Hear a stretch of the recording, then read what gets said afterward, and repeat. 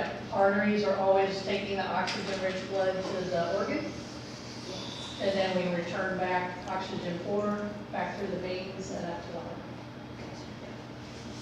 So we call that the renal plexus, then we have to have the nerves to tell it what to do, and the renal flow is going to be adjusted by the artery's diameter, vasoconstriction and dilation. That's the nervous system. Remember, sympathetics always talk to vessels.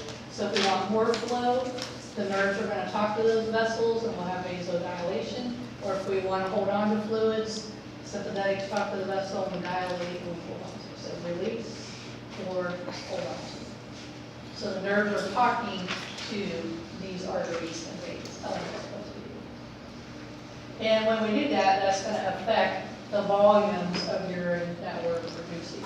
Vasoconstricting, holding on to, vasodilating, getting rid of.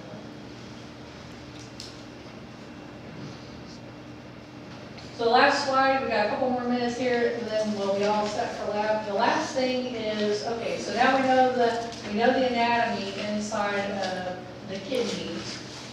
So how is this happening? And that's called the functional unit of the kidney. It's called the nephron. The nephron is where all this activity is taking place. This is how we're filtering and reabsorbing everything. So buried inside, layers of the onion, we have the kidneys, the ureters, the bladder, and out. Then we do a cross section. We have all the parts of that. And then inside of that, we have what we call the functional unit, and that's called the nephron. And this is the nephron. The nephron is the functional unit of the kidney, and it lives inside both the cortex up here, and it dips down into the medulla. So that's called the nephron, the structural and functional unit of the kidneys. We have over 1 million nephrons embedded inside the kidney, and that's why the kidney has that stripy look to it, because there's all these tubes in there. So this is where the kidneys are able to do what they need to do. This is how it happens. We know the anatomy in there. And then the nephron is what's going to receive the blood, it's going to filter it, it's going to process it, it's going to reabsorb it, and then it's going to excrete it. So all of that function is happening inside of these things called the nephrons. And then we have millions of those working inside the kidneys.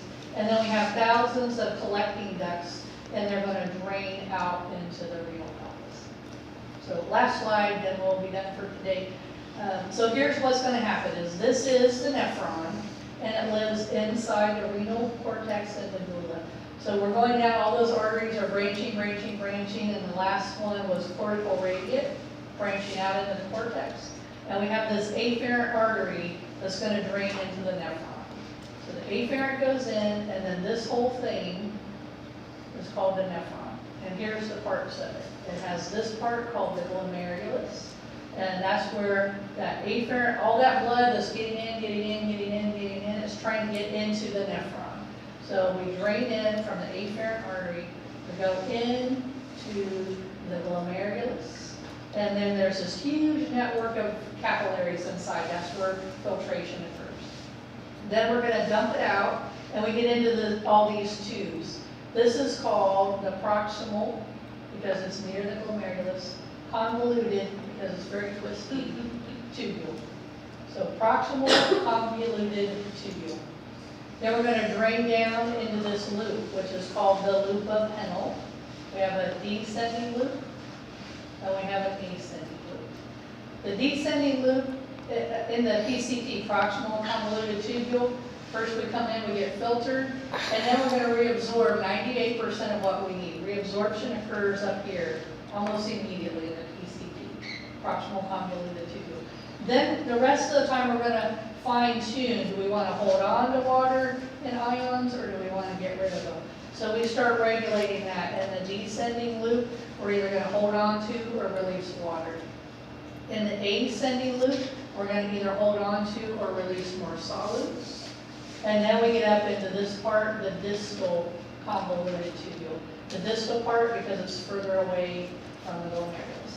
And that's the fine tuner. It says, okay, we've filtered, we've reclaimed, we've adjusted water, we've adjusted ions. Now we're going to fine tune it, take a look at it, because we're getting ready to pass it out as urine. Let's take one last look at the water and the solids. And then we're gonna finally pass it out as urine. 1% of all the stuff we've done leaves as urine, and that's called the collecting duct. And then it goes out. So that whole thing is called an nephron. And where it lives is inside the cortex and the medulla. And it lives in both parts of it. Some is up in the cortex, some drains in the medulla.